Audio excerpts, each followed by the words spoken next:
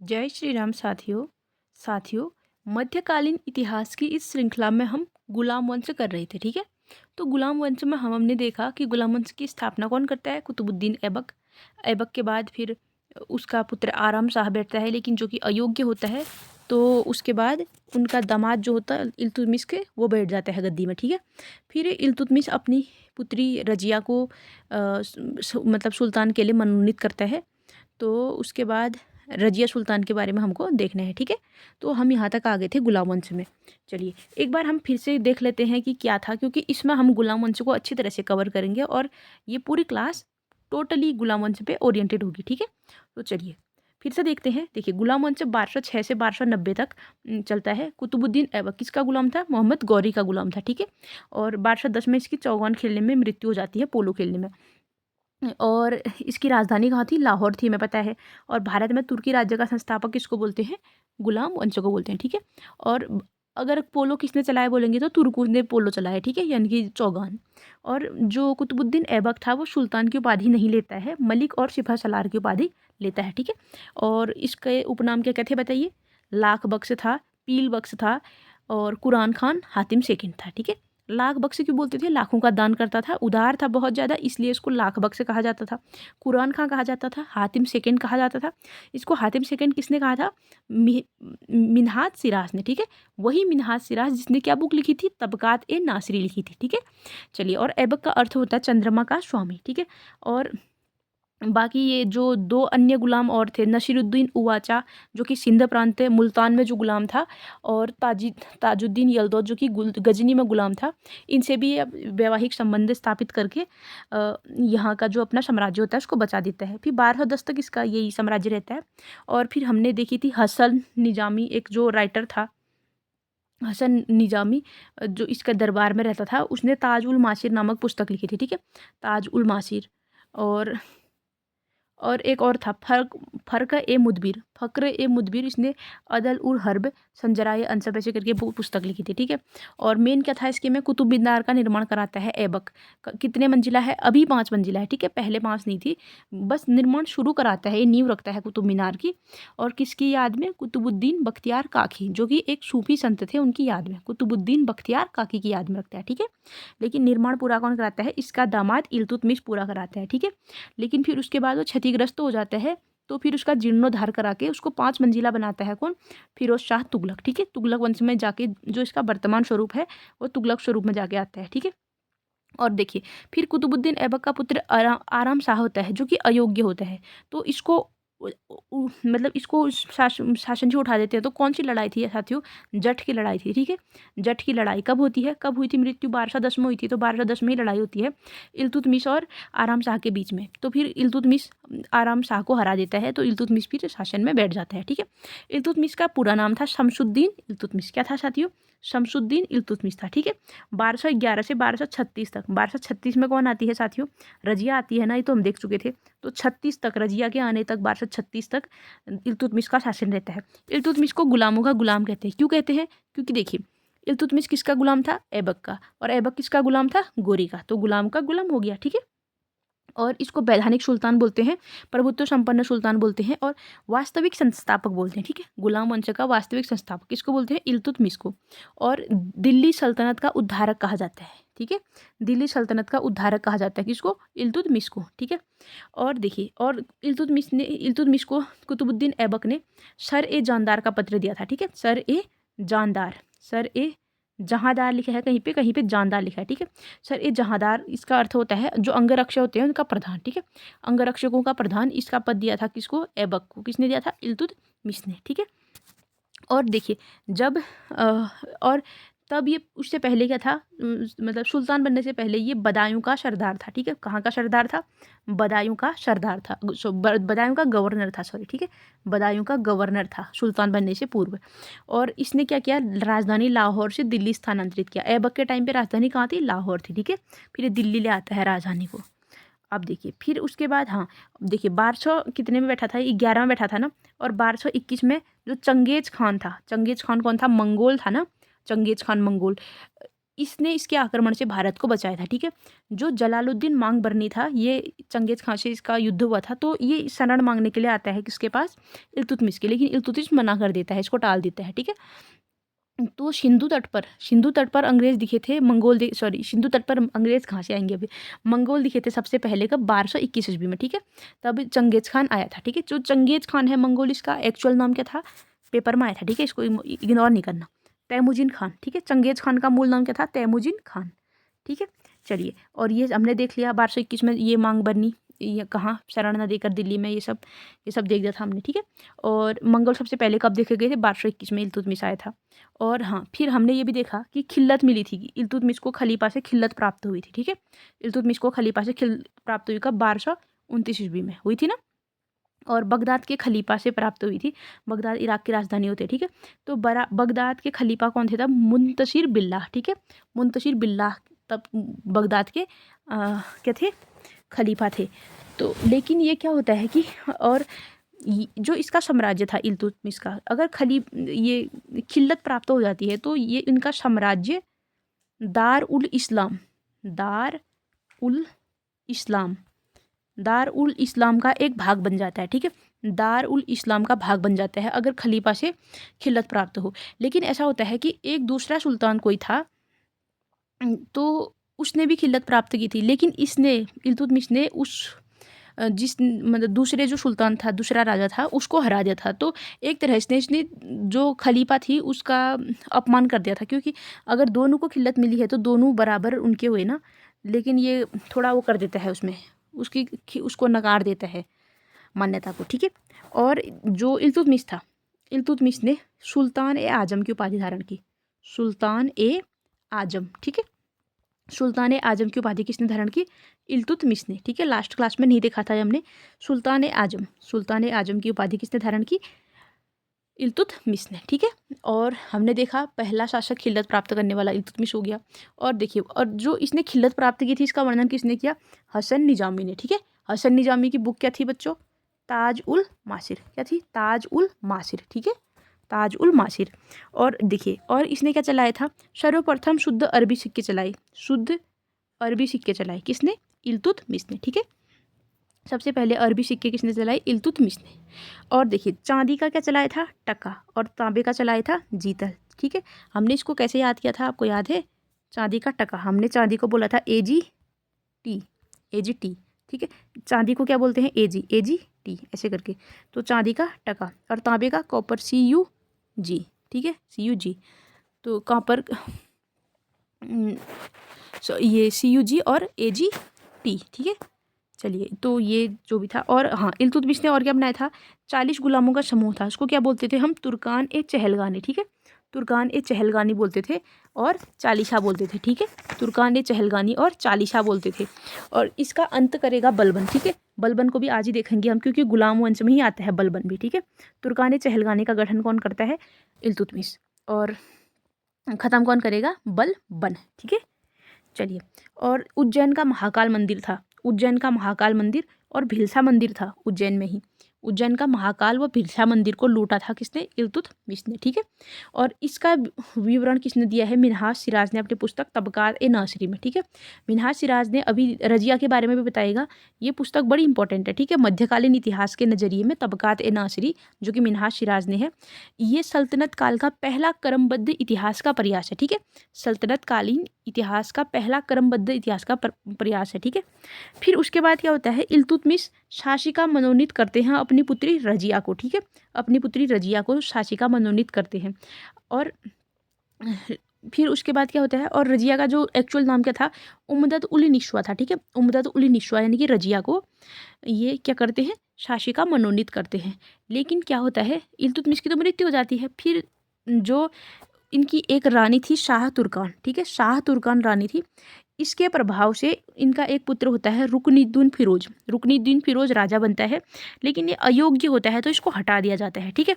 तो उसके बाद जो तुर्कान चहलगानी, यानी कि जो चालीसा दल था, वो क्या करता है, रजिया को ही शासिका बना देता है, ठीक है।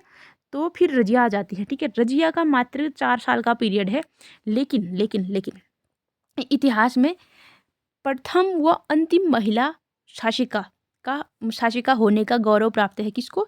रजिया सुल्तान को। ठीक है, इतिहास में प्रथम व अंतिम मुस्लिम महिला शासिका, ठीक है, पहली और अंतिम मुस्लिम महिला शासिका होने का गौरव प्राप्त है रजिया सुल्तान को। ठीक है, तो उसके बाद क्या हुआ, जब ये सुल्तान बनी तो ये काबा और कुलाह पहन के आने लगी। ठीक है, जब ये राज दरबार था तो क्योंकि उस समय तो पर्दा प्रथा इतनी थी कि ये लोग सिर्फ अपने शौहर यानी कि अपने हस्बैंड के आगे ही मतलब पर्दा हटाते थे, बाकी सबके सामने पर्दे में रहना होता था इनको।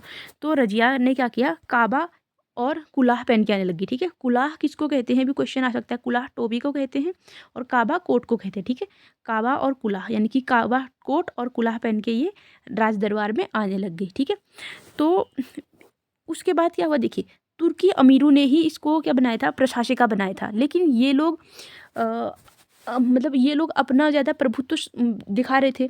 लेकिन फिर जब जो रजिया थी, रजिया को फिर क्या करना था, तुर्की जो अमीर थे यानी कि जो चालीसा दल था, उनके प्रभाव को रजिया क्या करना चाहती थी, समाप्त करना चाहती थी। ठीक है, रजिया इनके प्रभाव को समाप्त करना चाहती थी और ये उससे परेशान होने लग गए थे, क्योंकि एक तो ये महिला थी, उल्टा इसने काबा और कुलाह पहन के आने लग गई थी, यानी कि पर्दा प्रथा तो इसने त्याग दी थी। ठीक है, और चोगा भी बोलते हैं इसको। ठीक है, चोगा ये सब पहन के आने लग गई थी। तो उसके बाद ये इनको बहाना चाहिए था चालीसा दल को।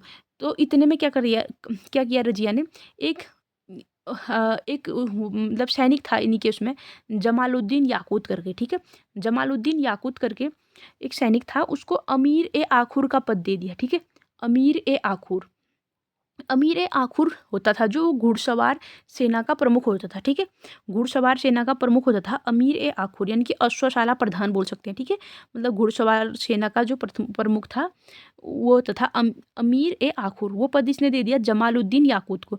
तो इससे जो चालीसा दल थे वो और चिढ़ गए इसको देख के, तो और उसको हटाने का पूरा प्रयास करने लगे।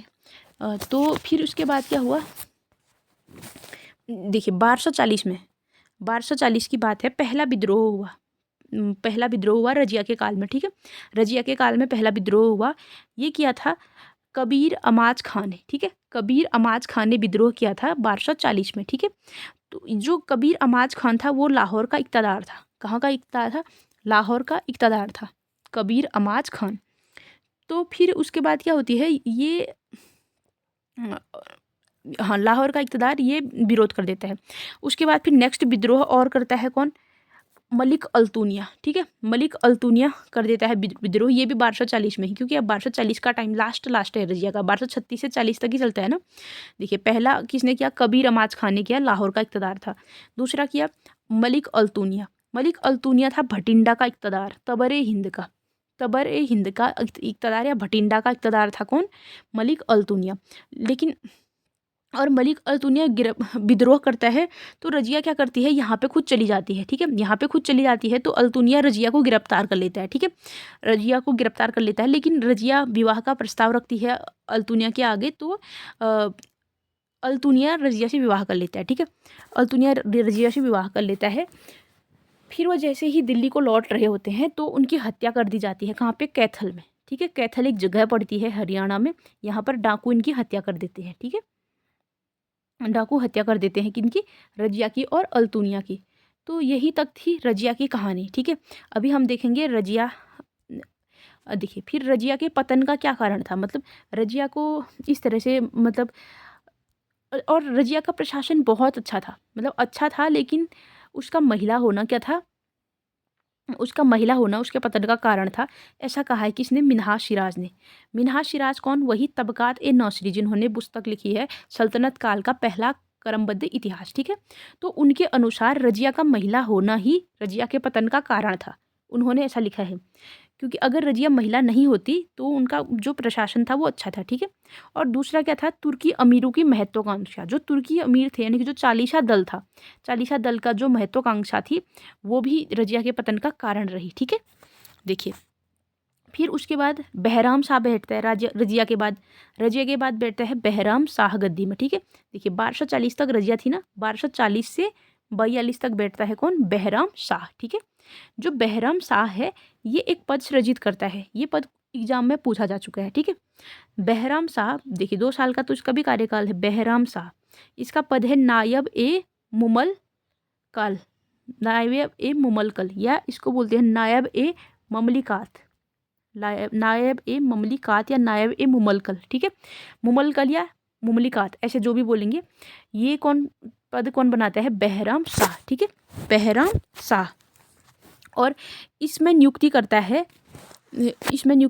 ठीक है। इसमें फिर ये इसमें नायब ए ममलिकात पद नियुक्त करता है और इसका अर्थ होता है सुल्तान का निजी सहायक, ठीक है। नायब ए ममलिकात का अर्थ होता है सुल्तान का जो निजी सहायक होता है, वो पद सृजित करता है रजिया के बाद बहराम शाह, ठीक है। चलिए देखिए, बहराम शाह के बाद देखिए 1242 तक कितना, 1242 तक, 40 से 42 तक कौन आ गया? बहराम शाह। फिर मनसूद शाह आता है 46 तक, 1246 तक, ठीक है, 42 से 46 तक मनसूद शाह। फिर नासिरुद्दीन महमूद आता है 1266 तक, 46 से 66 तक, ठीक है। 20 वर्ष चल जाता है नासिरुद्दीन महमूद। नासिरुद्दीन महमूद की स्टोरी भी हम पढ़ेंगे, बहुत इंटरेस्टिंग है, ठीक है। चलिए देखिए, एक बार हम फिर से बोले पिछला, क्योंकि आगे भाग के तो गड़बड़ हो जाएगी ना। चलिए देखिए, पहले कौन था? कुतुबुद्दीन ऐबक। ऐबक के बाद कौन आया? उसका पुत्र आराम शाह, जो कि अयोग्य था। उसके बाद कौन? इल्तुतमिश। इल्तुतमिश के बाद कौन? रजिया सुल्तान। रजिया सुल्तान के बाद कौन? बहराम शाह। बहराम शाह के बाद मंसूद शाह। मंसूद शाह के बाद नासिरुद्दीन महमूद। नासिरुद्दीन महमूद, ठीक है। नासिरुद्दीन महमूद के बाद फिर आएगा बलबन, ठीक है। बलबन के बाद फिर थोड़ा ऐसे ही चलता है, उसके बाद तो फिर खिलजी शुरू हो जाता है, ठीक है। तो थोड़ा सा है, ठीक है, सब्र रखिए और ध्यान से पढ़िए, ठीक है। चलिए अब देखिए, अभी हमने बात की थी किनकी, एक सेकेंड, हाँ, जो ये थे मंसूद शाह, नासिरुद्दीन महमूद, बहराम शाह, ठीक है। देखिए, बहराम शाह के बारे में तो हमने बात कर ली, क्या? नायब ए ममलिकात पद सृजित किया, ठीक है, जो कि सुल्तान का निजी सहायक होता है, ये बहराम शाह ने नियुक्त किया था, ठीक है। और 1245 में मंगोल आक्रमण हुआ था, ठीक है। मंगोल आक्रमण, ठीक है, 1245 में हुआ था मंगोल आक्रमण। ये हुआ था मंसूद शाह के समय पे, ठीक है। 1245 में मंगोल आक्रमण किसके समय पे हुआ था? मंसूद शाह के समय पे। और इसने भेजा था इसको दबाने के लिए बलबन को, ठीक है, बलबन को भेजा इसने, किसको? मंगोल आक्रमण को दबाने के लिए, ठीक है। जो क्वेश्चन मैं इस तरह से लिख रही हूँ, ये PYQs हैं और मेरे नोट्स में शामिल नहीं थे, ठीक है। इनको मैं बाद में ऐड कर रही हूँ, तो इनको भी आप खुद से अगर नोट्स बना रहे तो कर लीजिएगा, वरना वीडियो सुनिए, बस जो बुक आप खुद से करते हैं उसको कर लीजिए। अदरवाइज PDF तो मैं टेलीग्राम में प्रोवाइड कराई दूँगी, ठीक है। चलिए देखिए, तो बारह, देखिए हमने क्या बोला? बहराम शाह, मंसूद शाह और नासिरुद्दीन महमूद, ठीक है। बहराम शाह के बारे में तो एक ही फैक्ट था, नायब ए मुमलिकाल पद सृजित। और मंसूद शाह में मंगोल आक्रमण हुआ था 1245 ईस्वी में, किसको भेजा गया? बलबन को, ठीक है। अब आएगा नासिरुद्दीन महमूद, ठीक है। नासिरुद्दीन महमूद के बारे में हम पढ़ेंगे अब, ठीक है। वेट, चलिए अब देखिए, 1245 की बात हो गई थी ना, कौन था तब? ये 1246 तक, ठीक है, 1246 तक मंसूद शाह। अब 1246 से 66 तक आएगा नासिरुद्दीन महमूद, ठीक है। नासिरुद्दीन महमूद का मतलब अगर हम जीवन देखेंगे बलबन का छोड़ के, तो ये क्या करता था? धार्मिक प्रवृत्ति का सुल्तान था, ठीक है। धार्मिक प्रवृत्ति का सुल्तान था, जो कुरान होती है ना, कुरान की प्रतिलिपियाँ लिखता था, एक तरह से फोटो कॉपी करने का काम करता था, ठीक है। जैसे क्योंकि तब प्रिंटिंग प्रेस तो बनी नहीं थी, ठीक है, तो तब मतलब ये ज़्यादातर चीज़ें हाथ से लिखने का होता था, तो ये कुरान को लिखता था हाथ से, फिर उसको बांटना बेचना जो भी होता था, इससे अपना जीवन निर्वाह करता था। और टोपी सिलता था, सोचिए, टोपी सिलने वाला सुल्तान बना, क्या किस्मत रही होगी इसकी, ठीक है। देखिए, तो टोपी सिलने वाला था ये, और कुरान की प्रतिलिपियाँ लिखता था, और धार्मिक, बेहद ही धार्मिक प्रवृत्ति का सुल्तान था। कौन? नासिरुद्दीन महमूद। तो ये क्या करता है? ये बलबन का दामाद होता है, ठीक है। बलबन का दामाद होता है कौन? नासिरुद्दीन महमूद। देखिए, अभी तक अपने दामाद को बना रहे थे, ठीक है, अपने दामाद को बना रहे थे, मतलब अगर किसी ने बनाया तो, जैसे गजनी वंश में था अलबतगीन का, फिर शुबुक्तगीन जो दामाद होता है वही बनता है, लेकिन इसमें ये दामाद है बलबन का। अभी ये बनाएगा बलबन को, ठीक है, क्योंकि मेन पावर इधर बलबन की होती है, ठीक है। मेन पावर किसकी है? बलबन की। तो ये बलबन पहले से ही, मतलब 40 का दल था, उन्हीं में से, मतलब उन्हीं में से एक था ये भी, बलबन भी। अभी देखेंगे बलबन के बारे में, ठीक है। पहले तुम इसको देखो, जो बलबन है बलबन को उलूग खां की उपाधि दी किसने? नासिरुद्दीन महमूद ने। ठीक है, अपने ससुर जी को क्या दी इसने? उलूग खां की उपाधि दी। उलूग खां, उलूग खां किसको कहा गया? बलबन को। किसने कहा? नासिरुद्दीन महमूद ने। कौन था नासिरुद्दीन महमूद? बलबन का ससुर था। ठीक है, चलिए और देखिए, ओके ओके ओके, चलिए बलबन में आते हैं। बलबन का कार्यकाल रहा हमारा, देखिए 1266 से 86। ठीक है, इसका भी 20 वर्ष, 20 वर्ष इसका ससुर जी, 20 वर्ष बलबन, नहीं 20 वर्ष, नहीं 20 वर्ष दामाद जी, फिर 20 वर्ष बलबन।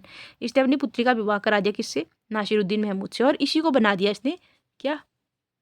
सुल्तान बना दिया। ठीक है, अब बलबन जो था, बलबन का एक्चुअल नाम था बहाउद्दीन। क्या नाम था? बहाउद्दीन। बलबन का एक्चुअल नाम क्या था? बहाउद्दीन। ठीक है, चलिए, और ये चालीसा दल का सदस्य था। ठीक है, चालीसा दल का सदस्य था।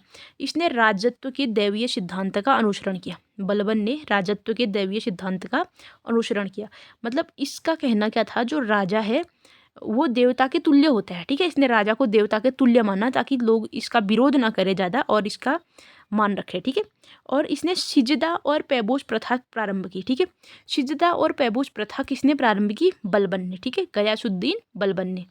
बहाउद्दीन इसका नाम हुआ। ठीक है, देखिए सिजदा और पैबोस प्रथा में क्या होता था साथियों?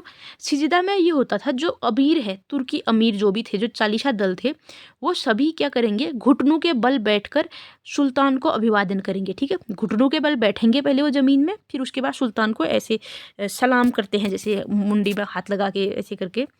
आपने देखा होगा सलीम अनारकली वाला, अगर कभी को देखा हो तो, या अकबर के दरबार में कोई टीवी में कुछ देखा हो तो वो बैठ के अभिवादन करेंगे। ठीक है, तो वो था सिजदा। ठीक है, सिजदा। और पैबोस क्या था? पैबोस था कि जो बलबन का पैर का अंगूठा था उसको चूमना, बलबन के पैर के अंगूठा को चूमना, ये था पैबोस। तो इसने इतनी खतरनाक परंपराएं चलाई, और ये परंपराएं कहाँ की थी? फारस की थी। ठीक है, फारसी परंपराएं थी ये, इनको चलाया किसने? बलबन ने। ठीक है, चलिए, और देखिए, और बलबन ने क्या किया? देखिए, बलबन ने उपाधि धारण की जिल्ले लाही और नियामत खुदाई। ठीक है, जिल्ले लाही और नियामत खुदाई, जिल ए इलाही, जिल ए इलाही। आपने कभी टीवी में सुना होगा अकबर को जिल्ले लाही करके बोलते हैं ना, जिल्ले लाही, जहाँपना ऐसे करके। तो जिल ए लाही, जिल ए इलाही का अर्थ होता है ईश्वर की छाया, ईश्वर की छाया, यानी कि जिल ए इलाही, जिल ए इलाही, ईश्वर की छाया। और नियामत ए खुदाई, ये भी ईश्वर का प्रतिनिधि होता है। ठीक है, ईश्वर का प्रतिनिधि, नियामत ए खुदाई, जिल ए इलाही, किसने धारण की उपाधियाँ? बलबन ने। ठीक है, और बलबन की एक रक्त और लौह की नीति, रक्त और लौह की नीति किसने अपनाई? ये भी बलबन ने। PYQ है। ठीक है साथियों, इसको इग्नोर नहीं करना। और चालीसा का दमन करा दिया। हमने बोला ना, चालीसा को इंट्रोड्यूस किसने कराया था? इल्तुतमिश ने। ख़त्म कौन करा? बलबन। ठीक है, और गुप्तचर विभाग का गठन किया इसने, किसने? बलबन ने। गुप्तचर विभाग का गठन किया, उसका नाम रखा दीवान ए बरीद। ठीक है, दीवान ए बरीद विभाग का गठन किया, इसको ये था एक गुप्तचर का विभाग था। ठीक है, और सैन्य विभाग का गठन किया, सैन्य विभाग का नाम था दीवान ए अर्ज। ठीक है, देखिए अर्ज होगा तो सैन्य, और बरीद होगा तो गुप्तचर। ठीक है, बरीद, दीवाने बरीद गुप्तचर विभाग, दीवाने अर्ज सैन्य विभाग। समझ गए होंगे आई होप आप। ठीक है, चलिए,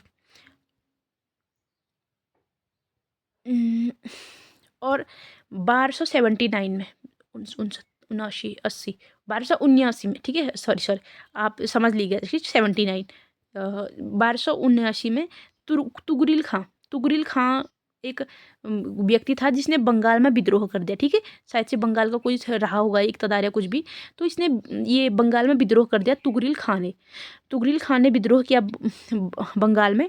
तो बलबन बंगाल जाता है विद्रोह को दबाने के लिए, और इसने इतना भयानक काम किया। इसने क्या किया?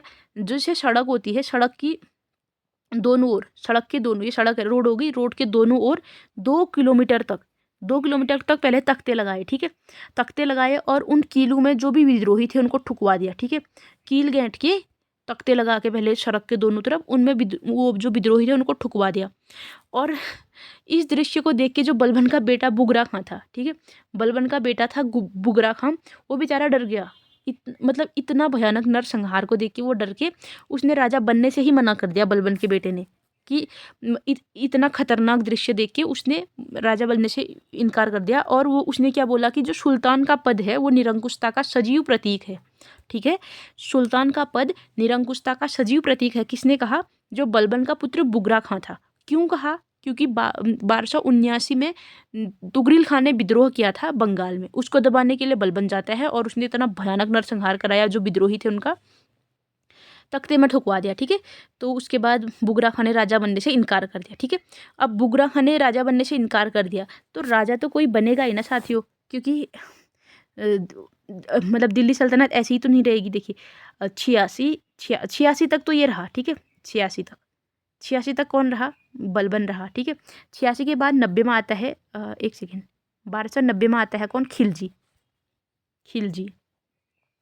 90 में खिलजी। तो 86 से 90 यानी कि 4 साल बीच में बचे तो हैं, तो इनमें कौन आए? ठीक है, तो बलबन के बाद कैकुबाद आया। ठीक है, बलबन के बाद कैकुबाद आया और कैकुबाद क्या आया? शमशुद्दीन कैमुर्स। ठीक है, शमशुद्दीन कैमुर्स।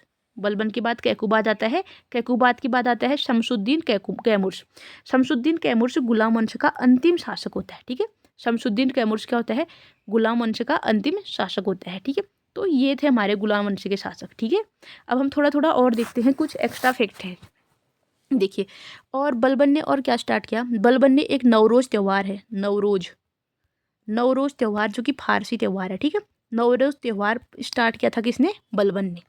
नवरोज त्यौहार किसने शुरू किया? बलबन ने। कहाँ का त्यौहार है? फारसी त्यौहार है। ठीक है, चलिए, और एक गढ़मुक्तेश्वर की मस्जिद है। ठीक है, गढ़मुक्तेश्वर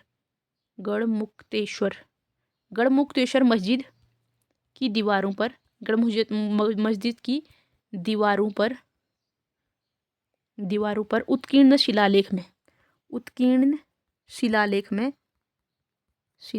में स्वयं को खलीफा कहा। ठीक है, स्वयं को क्या कहा इसने? खलीफा का। ठीक है, स्वयं को खलीफा का। पूरा नहीं लिख पा रही हूँ मैं, आप लिख लेना। ठीक है, देखिए, गढ़मुक्तेश्वर की एक मस्जिद थी। ठीक है, गढ़मुक्तेश्वर कोई जगह है, वहाँ पे एक मस्जिद थी, उसकी दीवारों पर इसने शिलालेख उत्कीर्ण कराए और स्वयं को खलीफा का सहायक कहा। क्या कहा? खलीफा का सहायक। खलीफा का सहायक किसने कहा खुद को?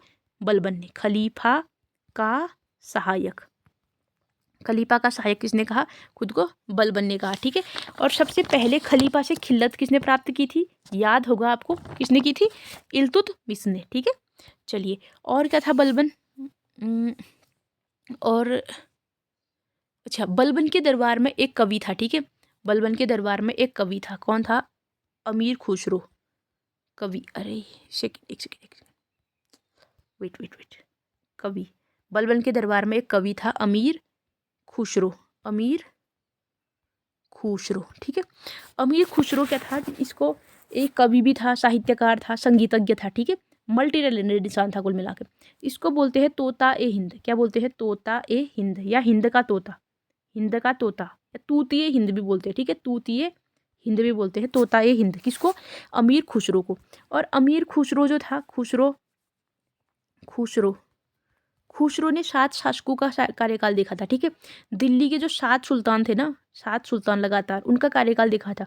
ये एमबीटी के कार्यकाल में भी होता है, यानी कि मोहम्मद बिन तुगलक। अभी तुगलक हम पहुंचे नहीं है। ठीक है, तो तुगलक में भी आएगा ये। और 8 सुल्तानों का कार्यकाल देखा किसने? खुसरो ने। एमबीटी भी तो है।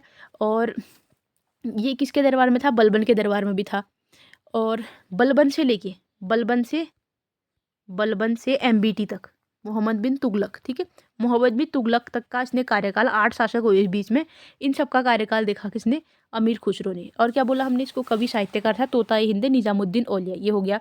और सॉरी, निजामुद्दीन औलिया इसके गुरु हो गए। ठीक है, मैंने एक साथ बोल दिया। निजामुद्दीन औलिया क्या थे? गुरु थे किसके? अमीर खुसरो के। ये एक सूफी संत थे। ठीक है, निजामुद्दीन औलिया का खानका कहाँ है? दिल्ली में है। ठीक है, निजामुद्दीन औलिया का खानका दिल्ली में है। एक सेकेंड, मैंने लिखा है यार, आप कंफ्यूज होंगे। ठीक है, ये रहा, एक सेकेंड, ये देख लो। चलिए, देखिए, अमीर खुसरो क्या बोला हमने? कवि था, साहित्यकार था। और इसको क्या बोला हमने? तोताए हिंद, तूतीय हिंद, या हिंद का तोता भी बोला। ठीक है, गुरु कौन थे? निजामुद्दीन औलिया। योगी सिद्दबी कहते हैं इनको। ठीक है, क्या कहते हैं? योगी सिद्दबी कहते हैं। और इनका खानका कहाँ है? निजामुद्दीन औलिया का दिल्ली में है। ठीक है, और इन्होंने 8 सुल्तानों का कार्यकाल देखा, बात बता चुके हैं। किससे? बलबन से लेके एमबीटी तक, यानी कि मोहम्मद बिन तुगलक तक। ठीक है, और खड़ी बोली का विकास किया किसने? अमीर खुसरो ने, ठीक है। खड़ी बोली का विकास किसने किया? अमीर खुसरो ने। और देखिए तबला बजता है ना, तबला का आविष्कार किसने किया? ये खुद अमीर खुसरो ने किया, ठीक है। तबला का आविष्कार, सितार का आविष्कार, ये भी किसने किया? अमीर खुसरो ने। जो सितार था ये हिंदू और मुस्लिम दोनों के मतलब इंस्ट्रूमेंट थे, उनको मिला के बना था। हिंदू का तो बीना था, मुस्लिम का मेरे को भी फिलहाल याद नहीं आ रहा है क्या था मुस्लिम का, इराक का कुछ है, कुछ मतलब वो था मुस्लिम का। तो इनको मिला के सितार बनता था। तो सितार और तबला किसने बनाया? मेनली अमीर खुसरो ने, ठीक है। और अमीर खुसरो की पुस्तकें देखिए, पुस्तकें इतनी पुस्तकें लिख दी इन्होंने और ये सारे पेपर वाले छाप देते हैं, ठीक है। अब तुम भी याद करो इनको, क्या क्या है? खजाइन फुतूह या तारीख ए अलाई, किरान उल सादेन, देवल रानी आशिका, मिफ्ताह उल फुतूह, नूह शिपियर, हस्तबिहिस्त, तुगलकनामा। एक आशिका भी लिख लो, आशिका, ठीक है। रुको, अगर सारे याद नहीं हो रहे मैं बताती हूँ पहले। खजाइन फुतूह याद करो, खजाइन फुतूह, नूह शिपियर, तुगलकनामा और आशिका, ठीक है। आशिका खजाइन फतूह, नूह शिपियर, मिफ्ताह, देवल रानी आशिका, किरातुल सादेन। बार बार बोलो, हो जाएगा यार, क्यों नहीं होता है? देखो, मिफ्ताह उल फतूह, ठीक है। मिफ्ताह उल फतूह लगाने। खजाइन उल फतूह, ठीक है। खजाइन उल फतूह, मिफ्ताह उल फतूह। नूह शिपियर हस्तबिस्त, तुगलकनामा, देवल रानी आशिका। देखो आशिका लिखा था, मैं देवल रानी को देख के कंफ्यूज। देवल रानी आशिका, ठीक है। देवल रानी आशिका, किरान उल सादेन, ठीक है। तो ये हो गए किसके? सल्तनत काल के। और बहाउद्दीन बलबन का नाम बोल दिया हमने। और लास्ट शासक कौन था गुलाम वंश का? शमसुद्दीन कैमूर, ठीक है। शमसुद्दीन कैमूर कौन था? गुलाम वंश का अंतिम शासक था, ठीक है। अब ये अंतिम क्या हुआ इसके बाद? अंतिम इसका एक संरक्षक था, कौन? संरक्षक जलालुद्दीन खिलजी, ठीक है। जलालुद्दीन फिरोज खिलजी, के लिख देती हूँ, ठीक है। जलालुद्दीन फिरोज खिलजी इसका संरक्षक था, शमसुद्दीन कैमूर का। और ये हत्या कर देता है इसकी, ठीक है। कहाँ पे हत्या कर देता है? कैमूर की हत्या कर देता है ये जलालुद्दीन फिरोज खिलजी। फिर ये खिलजी वंश की स्थापना करता है, ठीक है। और बलबन की एक और थी, बलबन के दरबार में कोई हंस भी नहीं सकता था, ठीक है। इतने खतरनाक वो लगाए थे। सिजदा पे बोझ याद है आपको? सिजदा पे बोझ, रक्त और लोहे की नीति। और इसके दरबार में हंसने पर भी रोक थी, ठीक है। हंस नहीं सकता है कोई इसके दरबार में, ठीक है। अगर हंसेगे तो क्या सर कलम कर लिया जाएगा। और गुप्तचर विभाग क्या था? बरीद।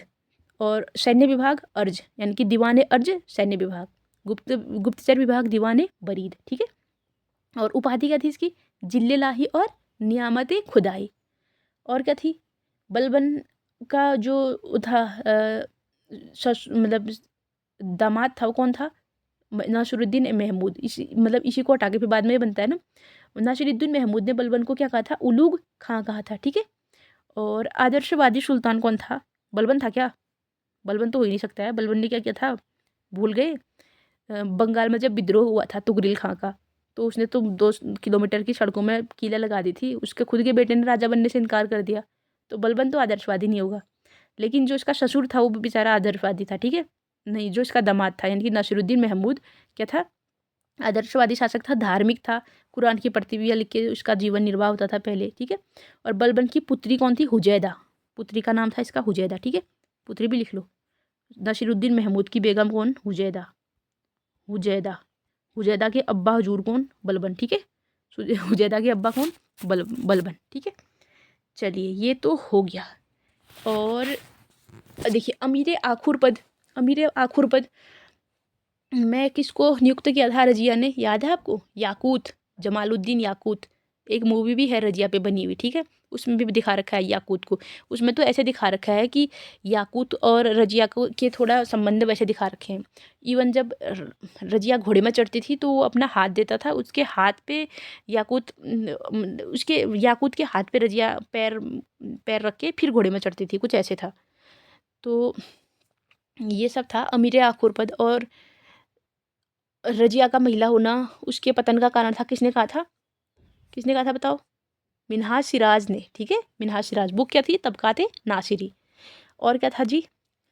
और इल्तुतमिश ने कुतुब मीनार का निर्माण पूरा कराया था।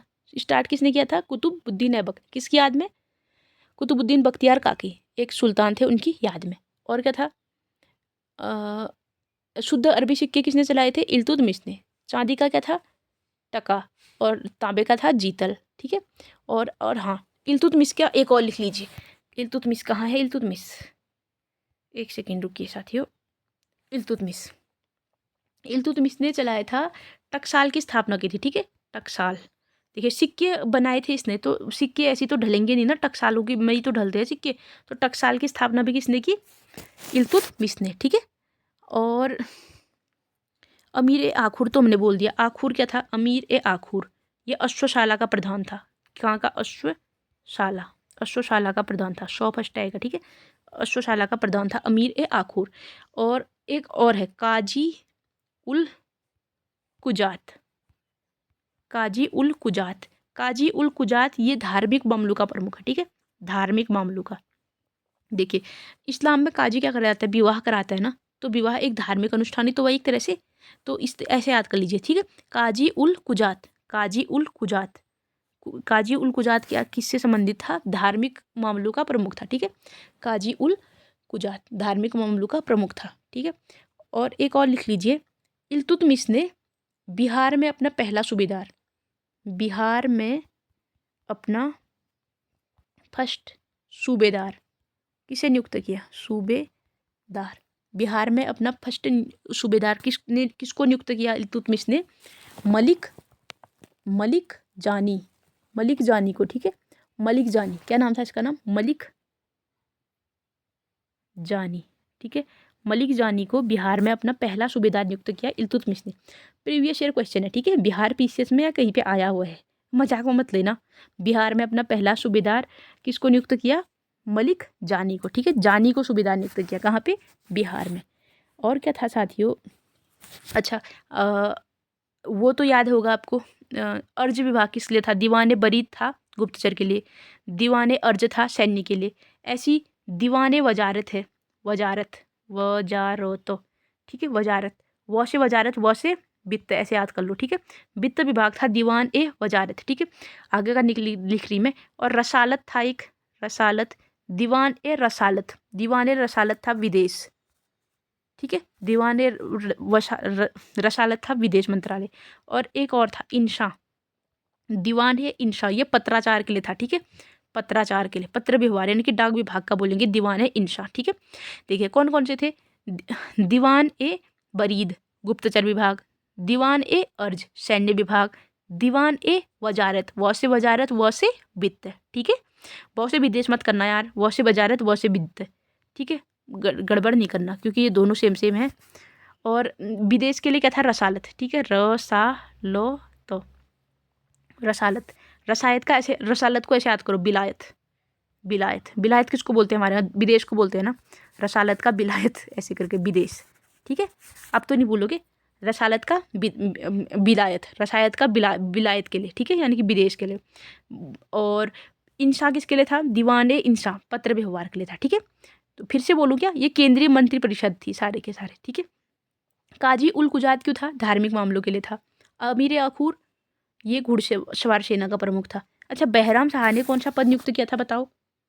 नायब ए मुमलिकात, नायब ए मुमलकल या नायब एक ममलिकात जो भी था, ये किसने नियुक्त किया था?